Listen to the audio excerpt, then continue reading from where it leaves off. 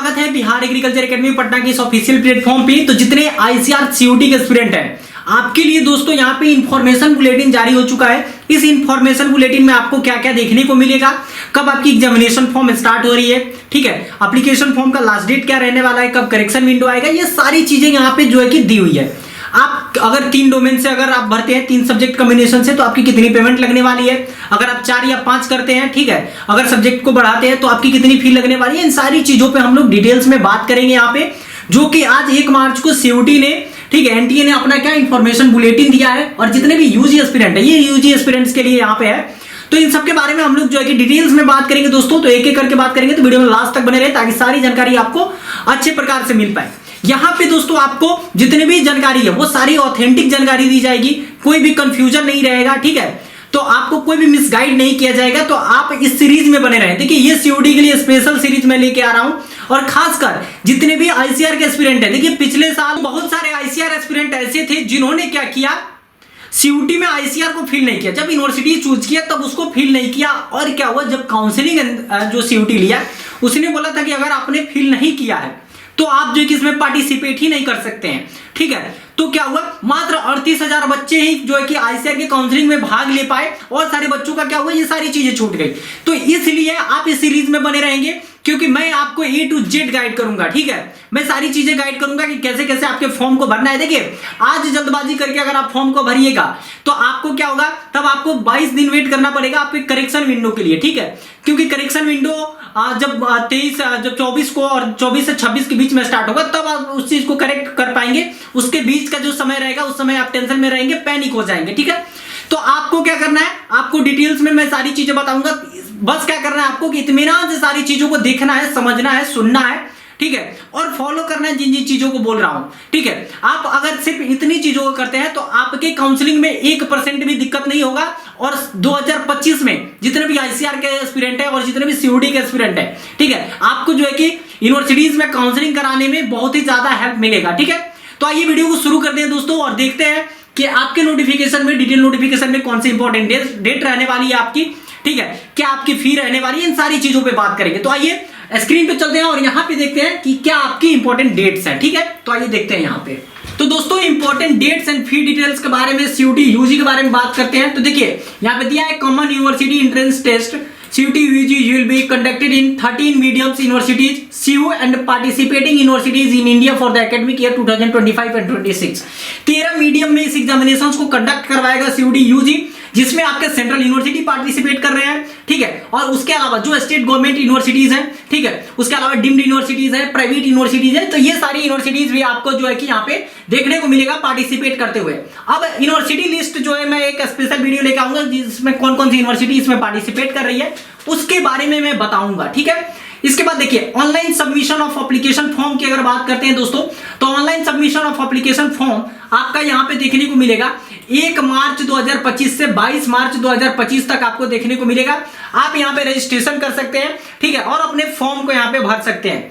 दूसरा कि last date जो है कि आपका सक्सेसफुल जो पेमेंट है वो पेमेंट रखने की लास्ट डेट क्या रहने वाली है, तो आप जो है कि अगर रजिस्ट्रेशन कर चुके हैं तो आप 23 मार्च 2025 तक क्या कर सकते हैं, यहां पे अपने पेमेंट को भी कर सकते हैं, ठीक है। इसके बाद करेक्शन विंडो की बात करें, देखिए बहुत सारे बच्चों का ये डाउट रहता है, बहुत सारी चीजें गलत हो जाती है। तो जब गलत हो जाती है चीजें तो आप उसको सुधार कब कर सकते हैं, ठीक है। अगर किसी भी प्रकार का आपका किसी भी चीज में अगर थोड़ी बहुत मिस्टेक हो जाती है तो उसको अगर आपको सुधार करना है तो वो कैसे करेंगे, तो 24 मार्च से 26 मार्च के बीच में एक करेक्शन विंडो ओपन होता है और उसी के बीच में आप इसको जो है कि सुधार कर सकते हैं, ठीक है। इसीलिए मैं बोल रहा हूं कि आपको करेक्शन विंडो तक ना जाना पड़े, उसके पहले ही आप अच्छे प्रकार से सारी फॉर्म को भरे, तो आप जो कि लास्ट तक वीडियो में बने रहेंगे, जो भी वीडियोस आती हैं उसको देखेंगे और अच्छे प्रकार से भरेंगे। डिटेल्स वीडियो में लेके आऊंगा आपके लिए। Announcement of city of examinations की बात करें कि किस शहर में आपका एग्जाम है, ठीक है, उसके बारे में बात करते हैं। तो to be announced later for the on the website, देखिए ये वेबसाइट पे आपको बाद में बताई जाएगी। इसके बाद अगर downloading admit card for from NTA website की बात कर ले तो आपका एडमिट कार्ड जो है कि वो रिलीज 1 वीक पहले या 2 से 3 दिन पहले आपको एडमिट कार्ड रिलीज किया जाएगा, जिसमें आपको बताया जाएगा कि आपका जो है कि कहां पे आपका सेंटर क्या है, एग्जैक्ट सेंटर का नाम बताया जाएगा। उससे पहले आपकी जो है कि कौन से सिटी में जो है कि आपका सेंटर जा रहा है उसके बारे में बताया जाएगा, ठीक है। डेट ऑफ एग्जामिनेशन की बात करें दोस्तों तो बिटवीन 8 मई टू 1 जून 2025 ये टेंटेटिव डेट है। देखिए टेंटेटिव डेट का मतलब कि इसमें बदलाव हो सकते हैं, ठीक है। 8 मई से 1 जून, देखिए ये बहुत ही सरप्राइजिंग रहा है इस साल सीयूडी यूजी 2025 पे, क्योंकि प्रीवियस ईयर मई के लास्ट से एग्जामिनेशन से स्टार्ट होती थी, ठीक है। लास्ट आपको जो है कि सेकंड लास्ट वीक ऑफ मई से स्टार्ट होती थी और फर्स्ट और सेकंड वीक ऑफ जून तक आपकी ये एग्जामिनेशन चलते थे, ठीक है।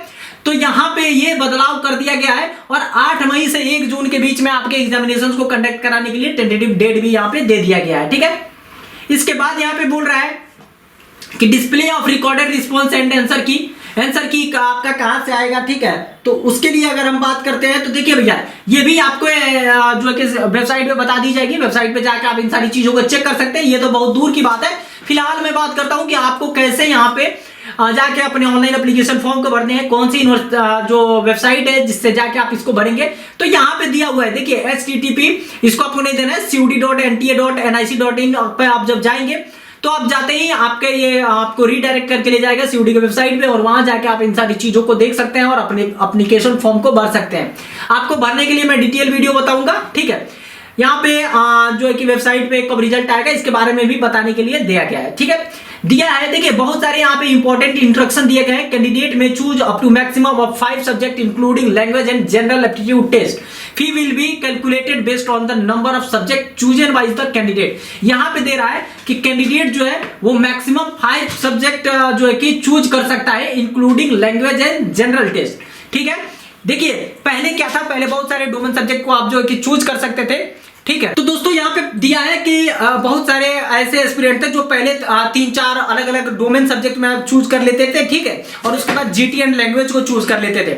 लेकिन क्या है, पिछले साल बहुत सारी दिक्कतों का सामना करना पड़ा जहां भी डोमेन सब्जेक्ट दिया है, यानी कि आपको पता होना चाहिए कि डोमेन सब्जेक्ट में क्या करना है। आपको डोमेन सब्जेक्ट में जो भी सब्जेक्ट में आप 12th पास आउट है उसी सब्जेक्ट को आपको जो है कि डोमेन सब्जेक्ट चूज करना है। इसीलिए इस साल जो बदलाव यहाँ पे आपको देखने को मिल रहा होगा, आप देख सकते हैं कि यहाँ पे दिया है मैक्सिमम आप जो है कि कैंडिडेट यहाँ पे 5 सब्जेक्ट चूज कर सकता है इंक्लूडिंग उसमें लैंग्वेज और जनरल टेस्ट, वो दोनों रहने चाहिए, ठीक है। तो यहाँ पे देखिए अब कैटेगरी वाइज बताते हैं कि अगर 3 सब्जेक्ट आप लेते हैं, 4 सब्जेक्ट लेते हैं और 5 सब्जेक्ट लेते हैं, यानी कि general test, language and then जो आपके 3 डोमेन सब्जेक्ट है, ठीक है। जो भी आप जैसे मान लीजिए कि अगर आप बायो का स्टूडेंट है फिजिक्स केमिस्ट्री एंड बायो से, मैथ का स्टूडेंट है फिजिक्स केमिस्ट्री एंड मैथ से, ठीक है। उसके अलावा अगर आप जो है कि chemistry bio and agriculture choose करते हैं तो ये 3 ही सब्जेक्ट आप चूज कर सकते हैं, चौथा सब्जेक्ट आप नहीं चूज कर सकते हैं, ठीक है। अगर चौथा सब्जेक्ट आप चूज करते हैं तो इसमें जनरल टेस्ट या लैंग्वेज के अगर ये दोनों चूज नहीं करते हैं, अगर जनरल टेस्ट नहीं चूज करते हैं, लैंग्वेज नहीं चूज कर सकते,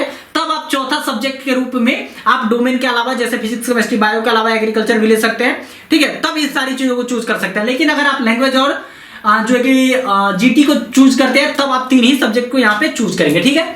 आइए देखिए फी के बारे में बात कर लेते हैं, कितने रुपए आपकी फी लगने वाली है। तो कैटेगरी के हिसाब से यहाँ पे देख सकते हैं जनरल और यूआर के लिए आपको 3 सब्जेक्ट के लिए 1000 रुपए लगने वाले हैं, ठीक है। और यही अगर बात किया जाए कि पर सब्जेक्ट एक, जैसे मान लीजिए आपने 3 सब्जेक्ट, अगर आप जनरल से हैं, अगर आपने 3 सब्जेक्ट को चूज किया और उससे एप्लीकेशन फॉर्म को भरा तो आपके कितने 1000 रुपए लगेंगे। लेकिन इसमें क्या है, इसमें आप देख सकते हैं यहाँ पे कि अगर एक सब्जेक्ट बढ़ाते हैं और जनरल से हैं तो आपके 400 रुपए लगने वाले हैं, ठीक है। पर सब्जेक्ट जितने सब्जेक्ट को बढ़ाएंगे पर सब्जेक्ट पे 400 रुपए लगेंगे। ओबीसी एनसीआर और ईडब्ल्यूएस की बात कर ले दोस्तों तो 900 रुपए लगने वाले हैं 3 सब्जेक्ट्स के लिए, और 3 सब्जेक्ट से अगर अधिक आप करते हैं एक भी सब्जेक्ट तो आपके 375 रुपए लगने वाले हैं। SC ST PWD और थर्ड जेंडर की बात कर ले दोस्तों तो 800 रुपीज यहाँ पे आपको देखने को मिलेगा अप टू 3 सब्जेक्ट्स, ठीक है। और यहाँ पे 350 देखने को मिलेगा आपके ईच सब्जेक्ट, 350 यानी 350 रुपए आप जितने भी सब्जेक्ट्स बढ़ाएंगे उसके बेसिस पे यहाँ पे लगने वाला है। यानी कि आप 2 सब्जेक्ट ही बढ़ा सकते हैं, तो अगर 2 सब्जेक्ट और आप बढ़ाते हैं तो यहाँ पे जो है कि 700 रुपए आपको और देने होंगे, ठीक है। अगर आप जो है कि इंडिया के आउटसाइड से सेंटर लेना चाहते हैं तो आपके लिए यहाँ पे देखने को मिलेगा 4500 रुपए एप्लीकेशन फॉर्म रखा गया है और 1800 रुपए रखा गया है अगर आप इसमें बढ़ाते हैं तो, ठीक है। तो ये ओवरऑल दोस्तों आपका क्या था, आपका कैटेगरी वाइज जो भी एप्लीकेशन फॉर्म था, ठीक है, और जितने भी सब्जेक्ट्स बढ़ाते हैं उसके वाइज यहाँ पे एप्लीकेशन फॉर्म था। इसके ऊपर हमने क्या देखा था, इसके ऊपर हमने देखा था क्या हमारे इंपॉर्टेंट डेट रहने वाले हैं, ठीक है।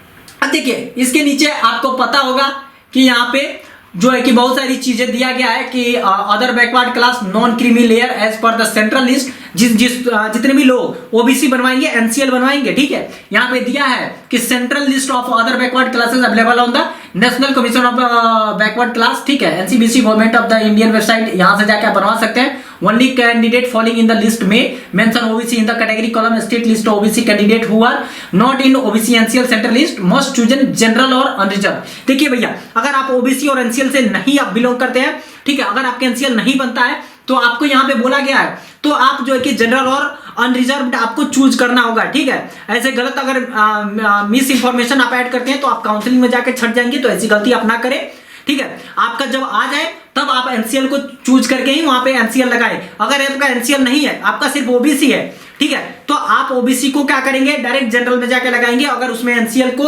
अपलोड कर देते हैं ओबीसी को सिर्फ, तो आपका वो जो है कि बाद में जाके रिजेक्ट हो जाएगा, ठीक है। तो इन सारी चीजों को ध्यान में रखेंगे।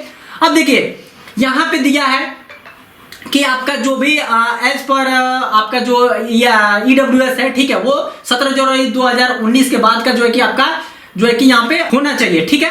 अब देखिए board feature for CUET UG as follow. देखिए यहां पे दिया हुआ है रजिस्ट्रेशन आपको कहां से करना है, रजिस्ट्रेशन का वेबसाइट में लिंक डिस्क्रिप्शन में दे दूंगा, यहां से जाके आप कर सकते हैं, ठीक है। इसके बाद टोटल सब्जेक्ट 37 सब्जेक्ट टोटल है, 13 लैंग्वेज है, 23 डोमेन सब्जेक्ट है, ठीक है, प्लस एक जनरल, ठीक है। तो आप देख सकते हैं 20 10 30 36 और एक 37, टोटल 37 यहाँ पे सब्जेक्ट्स इंक्लूड रहेंगे सीयूडी यूजी 2025 के एग्जामिनेशन में, ठीक है। ये क्या था, ये पहले ज्यादा था, ठीक है। अब देखिए मीडियम क्या रहने वाला है, 13 मीडियम इस एग्जामिनेशन को कराया जाएगा। कौन कौन से मीडियम, असम, बंगाली, इंग्लिश, गुजराती, ठीक है, हिंदी, कन्नड़, मलयालम, मराठी, पंजाबी, उड़िया, तमिल, तेलुगु एंड उर्दू। ये 13 जो इंडियन लैंग्वेज है, इस लैंग्वेज में आपके एग्जामिनेशन को कराए जाएंगे। तो अगर आप जिस भी लैंग्वेज में कंफर्टेबल है उस लैंग्वेज में जाके आप एग्जामिनेशन को दे सकते हैं। अगर आपको हिंदी में देना है आप हिंदी में देंगे, आपको इंग्लिश में देना है आप इंग्लिश में देंगे, ठीक है। आपको जो है कि आसामीज में देना है, बंगाली में देना है, ठीक है, जिसमें भी देना है आप अपने हिसाब से उसको चूज कर सकते हैं और यहाँ पे आप दे सकते हैं, ठीक है। लैंग्वेज सब्जेक्ट की बात करें तो language to be tested through reading comprehension, ठीक है, based on the different type of passage, factual, literal and non narrative, literary aptitude and vocabulary, ठीक है। ये सारे सब्जेक्ट्स हैं। Domain subject as per NCERT syllabus, जो भी डोमेन सब्जेक्ट है वो एनसीईआरटी के सिलेबस के बेसिस पर रहेंगे सारे। मैंने बताया था ना कि आपको सिलेबस में डिटेल में लेके आऊंगा। देखिए सिलेबस में बहुत सारे कंफ्यूजन आपको देखने को मिलेंगे, ठीक है। एनसीईआरटी में क्या चीजें पढ़नी है आपको, क्या चीजें छोड़नी है, इन सारी चीजों पे हम लोग डिटेल्स में बात करेंगे, ठीक है। तो इसको अभी स्किप करते हैं। देखिए जनरल एप्टीट्यूड टेस्ट में आपको क्या क्या करना है, जितने भी हैं, आपका जीटी हुआ, लैंग्वेज हुआ या डोमेन हुआ, सबका स्पेसिफिक वीडियो मैं यहाँ पे लेके आऊंगा दोस्तों। तो आप जरूर बने रहें, अपने दोस्तों में भी शेयर करें ताकि उनकी भी मदद हो पाए, यहाँ पे वो भी समझ पाएगी कैसे उनको इन सारी चीजों पे आपको डिटेल्स में इन सारी चीजों को समझना है और अपने एग्जामिनेशन की प्रिपरेशन करनी है, ठीक है। देखिए चॉइस ऑफ टेस्ट पेपर की बात करें दोस्तों तो कैंडिडेट में choose up to maximum up to 5 subjects including language and GT test irrespective of the subject opted in class 12। मैंने पहले ही आपको बताया कि जो भी स्टूडेंट्स हैं, ठीक है, वो चूज करेंगे मैक्सिमम 5 सब्जेक्ट। 5 सब्जेक्ट में जो डोमेन सब्जेक्ट चूज करेंगे वो उसी के बेसिस पर चूज करेंगे जो उनका 12th के एग्जामिनेशन में रहा है, ठीक है। अब यहाँ पे कोई भी ऐसा ऑप्शंस नहीं रह गया कि आप किसी भी सब्जेक्ट कॉम्बिनेशंस को लेकर अपने एग्जामिनेशंस को यहाँ पे कंटिन्यू कर सकते हैं। आपको वही चीजें चूज करनी है जो चीजें आपके डोमेन सब्जेक्ट में रहा हो, जो आपकी 12th में रही हो, ठीक है। उसके अलावा अगर आप जीटी एंड लैंग्वेज लेना चाहते हैं तो वो ले सकते हैं, क्योंकि उसके बेसिस पे आपको बहुत सारी कोर्सेज देखने को मिल जाएंगी। बीए देखने को मिल जाएगा, बीबीए देखने को मिल जाएगा, अदर कोर्सेज आपको यहाँ पे देखने को मिल सकते हैं, ठीक है। मार्किंग इमेज की अगर बात करें दोस्तों, मार्किंग स्कीम की, तो यहाँ पे देखिए मार्किंग आपके करेक्ट आंसर के लिए 5 मार्क्स मिलेंगे और निगेटिव मार्किंग मिलेगा, ठीक है। ईच इनकरेक्ट के लिए 1 नंबर आपके कट जाएंगे, 5 नंबर अगर आप सही करते हैं तो उसके मिलेंगे। मोड ऑफ एग्जामिनेशन, यही सारे चेंजेस आपको देखने को मिलेंगे। देखिए चेंजेस क्या है, कंप्यूटर बेस्ड टेस्ट, पिछले साल हाइब्रिड मोड में एग्जामिनेशन हुई थी, pen and paper and CBT mode दोनों। इस साल इन सारी चीजों को बदल दिया गया है आपके लिए इस साल सिर्फ सीबीटी मोड। बहुत सारी दिक्कतों का सामना करना पड़ा एनटीए को, ठीक है, जिसके वजह से वो फिर से सीबीटी मोड पे ही आ गया है। सीबीटी मोड पे ही अपनी एग्जामिनेशंस को लेगा, यानी कंप्यूटर बेस्ड टेस्ट पे ही आपकी एग्जामिनेशंस को लेगा। जो भी बच्चे अभी तक कंप्यूटर यूज नहीं कर रहे हैं वो जरूर यूज करें, क्योंकि बहुत सारी दिक्कतों का सामना करना पड़ता है जब आप एग्जामिनेशन हॉल में बैठते हैं, जब आप सीबीटी पे अपनी एग्जामिनेशंस को देते हैं, ठीक है। टोटल क्वेश्चन देखिए, ये भी एक बहुत ही बड़ा बदलाव है, आपको देखने को मिलेगा, ठीक है। यहां पे मैं आपको बता देता हूं कि टोटल क्वेश्चन जो है, ठीक है, ये देखिए, ये आपको देखने को यहाँ पे मिलेगा 50 question for each test paper, all question are compulsory. मैं यहाँ पे मार्क कर देता हूँ, इसलिए मार्क कर देता हूँ क्योंकि आप जो भी स्टूडेंट पिछले साल एग्जाम दिए होंगे, अगर कोई ड्रॉपर है उनको पता होगा कि 50 क्वेश्चन मिलते थे, 40 क्वेश्चन अटेम्प्ट करने थे, लेकिन इस साल ये सीओटी ने बदलाव किया कि 50 क्वेश्चन दूंगा, 50 के 50 क्वेश्चन आपको करने होंगे। ठीक है, ड्यूरेशन की बात करें तो 60 मिनट आपको हर एक सब्जेक्ट के लिए मिलेगा। शिफ्ट की बात करें तो examination will be conducted on multiple shift depending on the number of candidate and subject choice.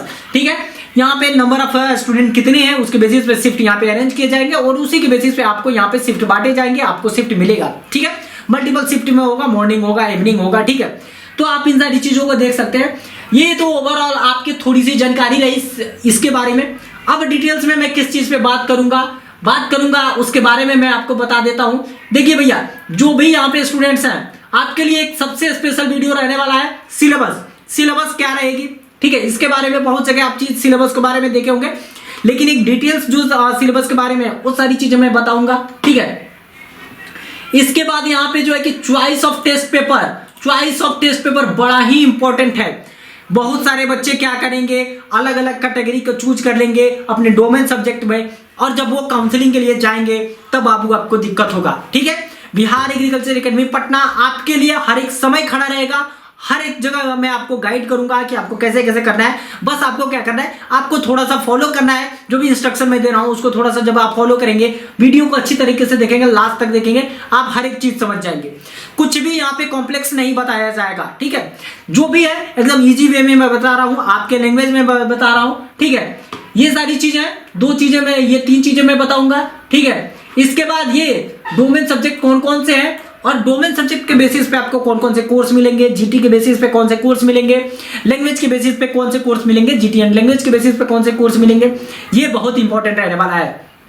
बहुत सारे बच्चों को ये कंफ्यूजन रहता है कि अगर मैं सिर्फ डोमेन सब्जेक्ट ले लूं तो क्या मुझे बीएससी एग्रीकल्चर मिल जाएगा, या मुझे बीकॉम मिल जाएगा, या बीए मिल जाएगा, या सिर्फ जीटी एंड जो है कि आपका लैंग्वेज ले लूं तो क्या ये सारी चीजें मिल जाएंगी। तो देखिए, बहुत सारे बच्चों को मुझे कमेंट अभी मुझे मिला था और कॉल्स भी आए थे, या बहुत सारे बच्चे ऐसा फेस भी किए थे जिन्होंने क्या किया, अपनी प्रिपरेशन को एक अलग ही दिशा दे दिया। अगर आपको बीएससी एग्रीकल्चर करना है तो आपको सिर्फ डोमेन सब्जेक्ट ही चूज करना है। मैं ये बार बार बता रहा हूं, जितने भी लोग देख रहे हैं मैं बार बार बता रहा हूं, आप अपनी प्रिपरेशन को कीजिए। जो भी बच्चे बीएससी एग्रीकल्चर करना चाहते हैं, क्योंकि बीएससी एग्रीकल्चर के और आईसीआर के जो भी एस्पिरेंट हैं वो जीटी और लैंग्वेज से आपका कोई ताल्लुकात नहीं है। ठीक है, आपको कोई इसमें एफर्ट देने की जरूरत ही नहीं है, आपको चूज करने की जरूरत ही नहीं है। आप सिर्फ डोमेन सब्जेक्ट चूज करेंगे और अपनी एग्जामिनेशन को देंगे और अपने एडमिशन को कंफर्म करेंगे। ठीक है, जीटी और अगर लैंग्वेज की बात करें तो वो बीए के लिए है और बहुत सारी अदर कोर्सेज हैं जिसमें इससे मिलेंगे। ठीक है, मैं उसको ऐड करूंगा, स्पेशल वीडियो लेके आऊंगा ताकि आप समझ पाए, एक लिस्ट लेके आऊंगा ताकि आपको अच्छे से समझ में आ पाए कि कैसे आप इन सारी चीजों को कर पाएंगे। ठीक है, तो ये ओवरऑल जानकारी थी दोस्तों आज के लिए। सबसे इंपॉर्टेंट क्या था, सबसे इंपॉर्टेंट 1 मार्च यानी आज से ये फॉर्म भरना स्टार्ट हो रहा है। ठीक है, ये आपकी जो है कि 22 तारीख तक चलेंगी। 23 तारीख को आपको करेक्शन विंडो देखने को मिलेगा, 23 तारीख को आप अपना लास्ट पेमेंट कर सकते हैं। 24 से 26 के बीच में करेक्शन विंडो देखने को मिलेगा। ठीक है, और 8 मई से 1 जून के बीच में आपकी एग्जामिनेशंस देखने को मिलेंगी, जो कि मल्टीपल शिफ्ट में होंगी, अलग अलग शिफ्ट में, और अलग अलग डे को आपको एग्जामिनेशंस को देखने को मिलेंगी।